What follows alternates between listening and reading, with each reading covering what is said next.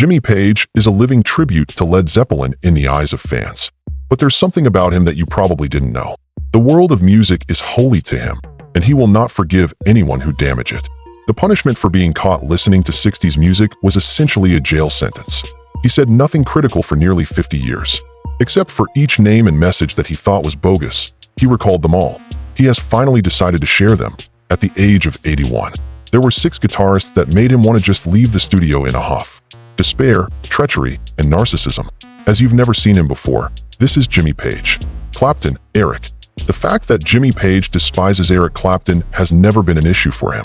He would go completely expressionless at the mere mention of that name in an interview, causing everyone in the room to fall silent. Instead of envy, he felt a deep-seated, merciless disdain, like a healed gash under the surface of British rock. A prophet, Clapton was proclaimed. Clapton is a deity. It was scrawled on walls, printed it out on notebook covers, drew it in the restroom. Plus, Page, the only thing he did was smirk and drop a dry-cutting phrase. I would like to engage in mental pursuits rather than show my emotions if that is indeed God's will. He thought Clapton was little more than a blues musician who, right up until his death, had 3 simple licks. Page was only using the public's adulation for his genuineness as a cover for his own sloth. Then there was the moment in 1965 in the studio when someone brought up Clapton. He fired a knife-edge glare and said curtly, without raising his voice, "He's got 3 blues licks in his pocket, and he'll ride them until the day he dies." That was not an evaluation. It constituted a phrase. With a dismissive shrug, the media was too cowardly to scrap Clapton, as if it were a defective draft.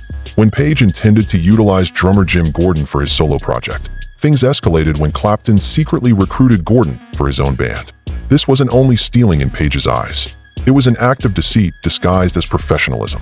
Additionally, Eric stated in an interview that he relied on the generosity of other guys to build his profession.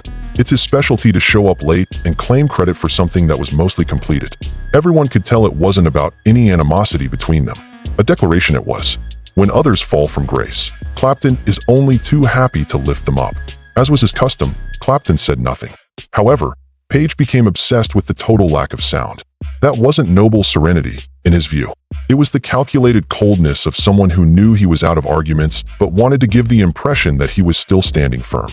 And Page's ire was stoked by Clapton's continued silence, as he was well aware. That's how a feeble man acts.